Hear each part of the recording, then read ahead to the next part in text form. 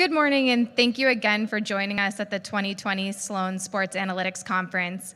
My name is Katie Riley, and I am a first-year MBA student at MIT Sloan. It is my pleasure to introduce today Jimmy Butler in our conversation one-on-one with Olympian Jimmy Butler.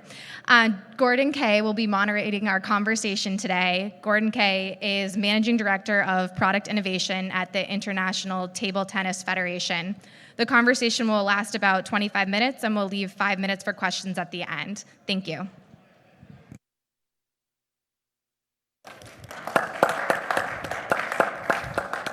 It's a small but robust crowd. So thank you, Katie, and thank you to everyone here at the conference for having us. It's really an honor for our sport to be here at the MIT conference. It's incredible, and in particular to Daryl, who unfortunately is with Ken Jennings right now, so can't be with us. But I wanted to just spend about 2 or 3 minutes, maybe a little bit longer, giving you a picture of the global landscape of table tennis. And here in the United States, we're seen a little bit more as a niche sport, so I wanted to give you a little bit bigger picture of what we look like as a global entity. I actually put this up here because I wanted to start this. If I had told you 20 years ago that I would be at an MIT conference talking about paddles, rubbers, and balls, I would have told you were crazy, so I appreciate you being here. The real introduction. So table tennis is actually one of the most popular, it's probably about the 3rd or 4th most popular sport in the world. Our estimates are there are about 330 million people that actively play ping pong in one form or another around the globe. It's been an Olympic sport since 1988. The sport is governed by the ITTF, the International Table Tennis Federation. We're actually the largest international governing body in the world. We're the only international governing body, including the United Nations, that has all 226 nations that are members of our association. We are a true gender equity sport. Our prize money for men and women are identical. Our opportunities for men and women are identical. It is one of the few sports that's out there like that. It is a lifetime sport. Our motto is table tennis for all for life. All the way from 4 years old, Jimmy started playing at 5. In the United States in 2018, we hosted the World Veterans Championships. We had players that are 105 years old here in Las Vegas. We had about 5,000 players. The oldest was 105. So literally you can play table tennis from the time you're 4 or 5 years old. You can stand up until the time you're ready to lie down. And table tennis changed the world. Anybody heard of ping pong diplomacy? Yes? It's a small but robust crowd. Feel free to jump in at any point. So 1971, Nixon, right? We all heard about ping pong diplomacy. We all heard about the Korean unification, right, last year at the Olympics. Actually, the first Korean unification came in 1973 at the World Championships. That happened in table tennis first. So ping pong can change the world. And by the way, before I go any further, it's okay to call it ping pong. There's nothing wrong with it. So a little bit about us in terms of our global commercial appeal. We are live. We broadcast live in 134 countries. Last year, in 2019, we had over 1 billion cumulative viewers. 1 billion. What was that? 3 times the population of the United States. So 1 billion cumulative viewers of our sport. We have over 3.6 million social media fans, over 2 billion social media impressions. And our world tour, which is really the ultimate prize for professionals, has over $2 million in prize money, plus another $1 million for our world tour finals. So while we think of table tennis as sort of a niche sport in the United States, it's actually a very vibrant commercial entity. The 2018 World Championships had 325 million viewers in China, 117 hours of live programming. So the future of table tennis? We just announced, the ITTF just announced Monday that we're forming a new commercial entity called World Table Tennis. The purpose behind World Table Tennis is to really take advantage of these commercial opportunities and this massive global appeal. We're restructuring our event formats. We're actually going to establish a Grand Slam for the first time, much like what tennis has. Then there'll be different tiers of table tennis events around the world. Our commitment in 2021 is to double the prize money on the World Tour. Our long-term goal is 4 to 5 times the amount of prize money on our World Tour. go up to $10, $12 million. Our focus is going to be on commercial event development, global content distribution platforms, and most importantly, to create flexible hosting opportunities. We need more diversity. Just to give you an example, the World Championships of Table Tennis, which is seen as sort of the annual big prize, has never been hosted, I shouldn't say never, has not been hosted outside of Asia or Europe since 1939. So there has not been a lot of opportunity for countries outside of those two regions to host World Championships. The great news is in 2021, the United States will host the first World Championships in Houston outside of Asia or Europe since 1939.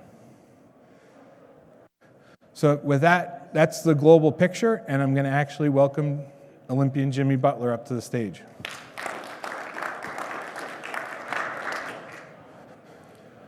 There should be some audio here too. Is there some audio?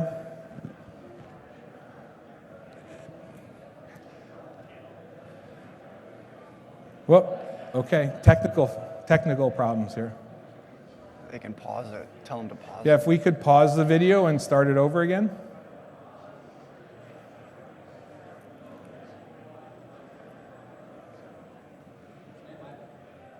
Okay, we're just going to stand by.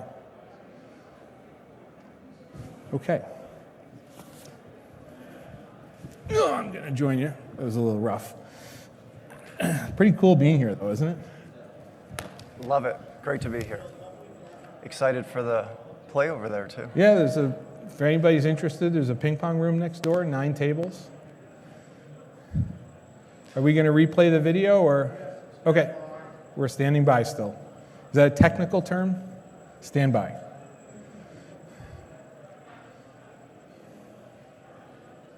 So what we're going to do, Jim and I are going to have a conversation a little bit about his past, his present, his future, and then we're going to leave 5 to 10 minutes at the end if anybody has any questions, particularly for Jim. I don't have any answers, so if you could direct the questions to Jim, that would be better. He's far more interesting than I am. You want to just start, and when you're ready for the video? Up to them. Oh, well, you got a question already. Can I ask a question for you? So, like, if there's so many eyeballs watching the games, you know, like with the billion viewers and stuff, what is the price money only $2 million? Do you think that the media rights could sell for more than that? There's no question, and for those of you who didn't hear the question, with so many eyeballs and so many viewers of table tennis, why isn't there more prize money? And I think one of the problems that has that has affected our sport and affected the prize money is the relatively limited exposure outside of those two core markets, being Europe and Asia. The purpose of World Table Tennis is to take advantage of that, expand into the United States and North America in general, where we see World Table Tennis as the avenue for doing that. Did that answer your question? It's really about mentality. It's about approach, about what we're trying to accomplish. And World Table Tennis is really intended to become the commercial vehicle for the growth of the sport, and by doing so, we see a massive opportunity to increase the prize money. Are there any other questions you have for me? Perfect. So, Jimmy, 5 years old, start playing table tennis in Iowa, of all places. Table tennis is a sport, as we look back in the Olympics and even probably back into the 1970s, dominated competitively by the Chinese. Why table tennis? For me, when I was 5 years old, my father and my brother were already playing. So I didn't really make a conscious decision that I wanted to play table tennis when I was young. I just grew up watching my father and my brother play, so I naturally followed their footsteps, and that's really how I started. You got it wrapped up and it's still going on. You just sit there and enjoy. And it's all Okay, we got the audio. Now we just need the video. Okay. Are they going there or here? Do I use the clicker here? Meaning, are they playing the video? Okay, if you can roll the video, roll the video.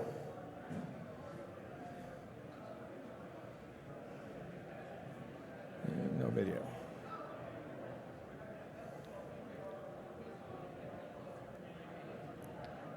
Rings. Butler's dream of becoming an Olympian became a reality on this final point.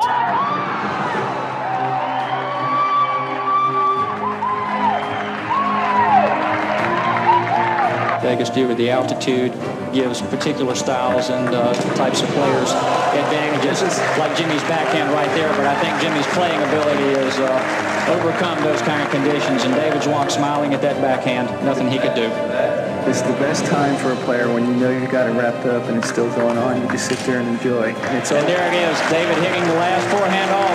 Jimmy Butler, a 3-0 winner for the national championship. The second national title won by the young fella. The first was in 1990, and against the toughest this tournament could offer. In the semifinals and finals, he breezed through without losing a game. Our congratulations to Jim Butler, the 1992 U.S. Table Tennis National Championship men's final winner. In the most dominant performance of his young career, Butler regains the U.S. singles title. It's match point to the USA. In quarterfinal play, Butler stuns world number 34, Damien Elwa, in the fifth and final match. It's a fabulous, absolutely wonderful achievement. Team USA medals for the first time in World Cup history. Ultimately, it's the USA that comes through for the bronze. And Butler's done it. Butler has won the 2014 National Singles Championship. Ladies and gentlemen, give it up for Kunal and our national champion, Jimmy Butler! What a comeback!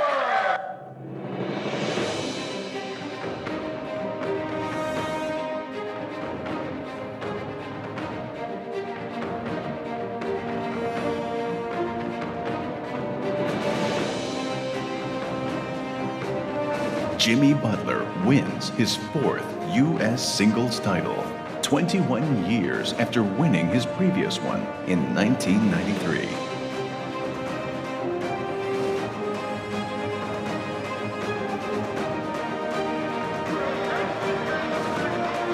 A guy named Jimmy Butler won the U.S. National Championship. This is 21 years later. This is 2004. How does it feel? I mean, I don't believe it. It doesn't seem like it really happened. I did not expect to win this tournament. So Jimmy, that's got to be pretty cool. It's a trip down memory lane for me. It's fun to watch that again. Yeah, I'm watching that, like thinking what an incredible story it is. I'm also hoping no one in here realizes that I'm wearing the same suit that I wore the day I handed you that trophy. So anyway, Jimmy, you start at 5. It's a family sport, right? 19 years old, you win your first national championship. What was the pathway? I mean, it had to be difficult. For me, when I was a senior in high school, I actually made a move to the Olympic Training Center in Colorado Springs. That was the first big decision I made to really go on a professional pathway, so to speak. So I graduated high school in Colorado Springs, playing full-time with other athletes my age and a little bit older.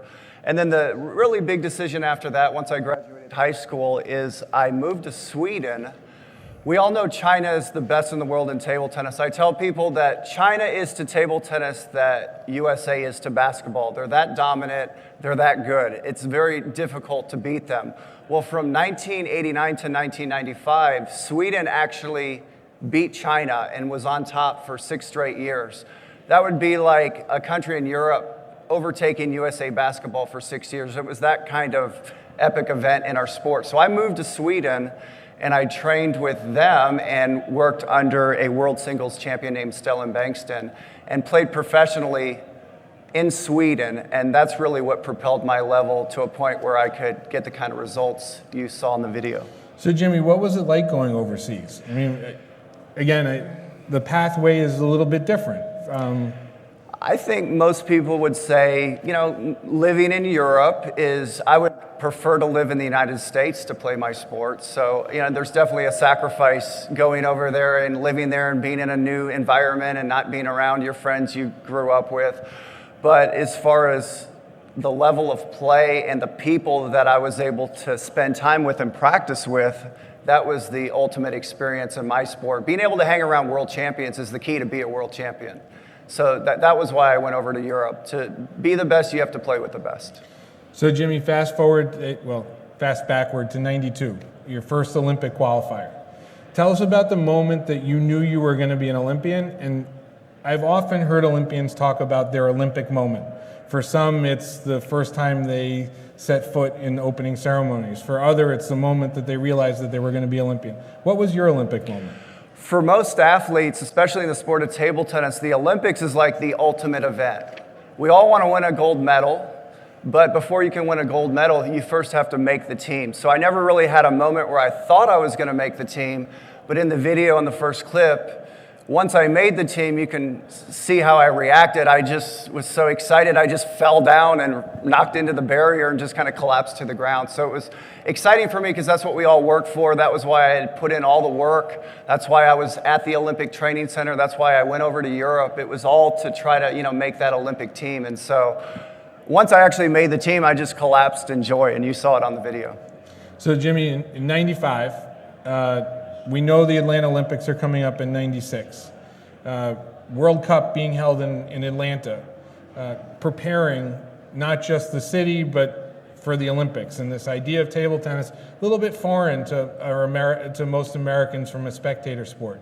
So you captain the team that's going into the World Cup in 95. You capture the only World Cup medal ever won by a U.S. team. Tell us about that moment. So in table tennis, in tennis, a Grand Slam, we all know what they are: French Open, Wimbledon, Australian Open, US Open. In table tennis, the three biggest events are the Olympics, the World Championships, and the World Cup. So to win a Grand Slam in table tennis, you would need to win those three events. So for me, he's talking about when I medaled in the World Cup, which you saw in the video towards the end. I was jumping up and down and going crazy. The ultimate is to try to win a medal in the Olympics, the World Championships, or the World Cup. So in 1995, we won a bronze medal at the World Cup, and it was the first time that we had ever medaled in any event, whether it's a World Cup, Olympics, or a World Championship. So for me, that was the ultimate experience in table tennis, to be able to do that on the world stage, to be up on the podium with great countries like China and Sweden was beyond what I thought was achievable. So that was really the ultimate moment for me on the world stage. How did it feel to be the MVP of that team? It wasn't just of the team. I think you were the MVP of the tournament, weren't you? Yeah, they named me the MVP. I played out of my mind that day. I achieved results beyond what was normal. So the whole experience was unusual and beyond my expectations.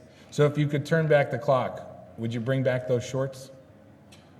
No, I like the long short look, definitely. That's right. He's talking about my short shorts in the 90s. We all wore short shorts in the 1990s, didn't we? So Jimmy, I went into your Hall of Fame biography. Those of you who don't know, Jimmy's in the the USATT Hall of Fame. And you were inducted when? 2012, maybe, I'm guessing. I actually would have to think about that. Yeah, it was in the mid-2000, right? So 2010 to 2012, right in that range. So I went and pulled out your bio and pulled out the induction speech that was given by Tim Bogan. And Tim said this about you. No wonder then he's about to win his third and last U.S. Nationals, right? Third and last in 1993. And then you went on to say, by the end of 98, my body was beat up, and I felt I'd accomplished all I could. I'd done my best and received many blessings, but I no longer had any attainable goals. That's what you said at your induction. 21 years later, we just saw this. 21 years after your 1993 national championship. You turn around in 2014. And you win the prize. How? So what's exciting, in the video you saw the last clip where I won the 2014 National Championships and I was jumping up and down and going crazy. So that's what he's referring to. In 1993, I'd won my third national championship and I'd retired in 1998. So I thought I was done, and my body was really messed up. I was born with scoliosis. That means you have a crooked spine. So I was born with that condition. And so what a lot of people don't realize is if you have a crooked spine, it means your muscles are very, very stiff. In fact, mine were as hard as the floor right here, very stiff. So they were making my spine crooked. So the bigger problem I had was my muscles were as hard as a rock. So when I retired in 1998, I didn't want to because I loved playing, but I was having difficult walking. I couldn't sit anymore. I was in a tremendous amount of chronic pain, so I thought I was done. So I went into the health field in desperation to try to get well. So the interesting thing about the story of me coming back and winning the 2014 national championships, that story is interesting. People in table tennis, it seems pretty cool. If you're not in table tennis, it's kind of like, oh, cool, you came back and you won another national championship 21 years later. The bigger part of the story is I went into the health field. I became a muscular specialist. I did that because I was trying to get well. I just wanted to be able to walk again. I wanted to be able to sit like I am now and not be in pain and be able to function again. So to make a long story short, over an 8 to 10 year period, I ended up around some of the top experts in the world in the muscular field, trying to get well, asking them questions because I was going to all the best doctors and all kinds of health specialists and no one knew how to fix me. They didn't understand why I was having such problems with my body. So again, shortening the story, over an 8-year period, I ended up building a machine that pushes into muscles. Think of a jackhammer if you're jackhammering concrete.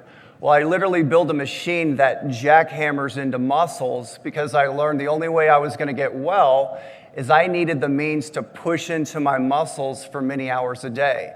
I was having muscular therapists work on me, but they were getting tired. I'm 6'4", I'm 200 pounds. You can imagine pushing into me many hours a day. It would be tiring. So there was no way for me to get well, I realized, unless I built this machine. So I built a machine. I ended up pressing into my muscles 8 to 14 hours a day over an 8-year period. Over that period, I not only was able to get well, but I stumbled into a discovery or an understanding that if you push into your muscles, and if you have the means to push into your muscles, you can actually stop and reverse the aging process of muscles. We think of the aging process of muscles as getting older, right?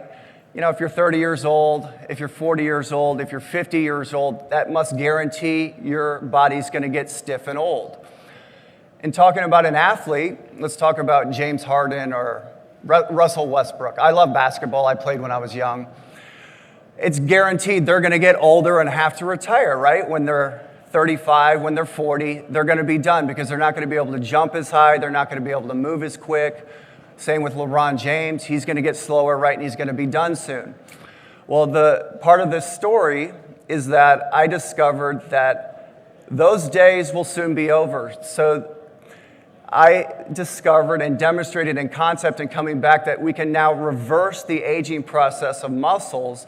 We can now take an athlete like a LeBron James, like a Russell Westbrook, like a James Harden. We can actually stop their muscles from aging, and we can actually give them the ability to play their sport well into their 30s and well into their 40s now, without them losing their jumping ability and without them losing their speed. So to put it in a nutshell, basically, this whole event that I experienced was a discovery. We now can stop the aging process of muscles. And so the biggest advantage in sports we're about to experience is, the biggest advantage in sports you're going to see in the 2020s is we're going to be able to keep these superstar athletes playing indefinitely, well into their 30s and 40s. So, Jimmy, it's a great segue. You've accomplished everything that one could accomplish in the sport of table tennis. National championships, Olympics, North American championships, World Cups, World Championships, everything.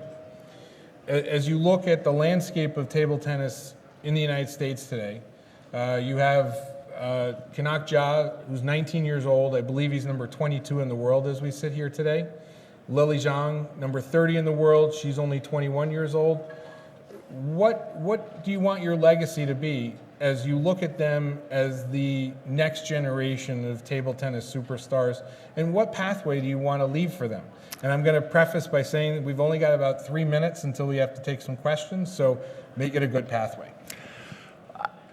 I've never really thought about leaving a legacy, but my career as a professional athlete is pretty much completed. And so I think, you know, they were able to look at me, see how I was able to become a top athlete, and see that it's possible to be an American ping pong player and actually have success on the world stage. They're now doing that as well and doing it at even higher levels that we haven't experienced before. So I think from that point of view, that would probably be my legacy, is I was able to be an example for our other younger players coming up. Are there things structurally that you see that could change to ease that pathway for American athletes? I've always believed that table tennis, there's a lot of people playing, and it continues to grow not just nationally but internationally, and I believe that it's a sport that at some point is ready to boom. The infrastructure is now there. The people are playing. You've talked about the TV numbers. So I've always believed when we get the right business people, and as we get more business people coming in, it's a sport that definitely will have the ability to boom in the near future. Great. So we're going to open up for questions now. Yeah, so thank you everyone for joining us. We're actually need to transition into the next panel, but if you have any more questions for Jimmy and Gordon, we'll be right next door for the rest of the day if you would like to stop by. Feel free to come by to our room next door. We'll be there if you want have other questions for Jim, if you want to play a little ping pong. Can we take one question, or no, are we completely out of time? We're 3 minutes over. I'm sorry. Okay. The clock was wrong. Thank you very much. Thank you. Thank you for coming. Thank you. Really good. Thank you.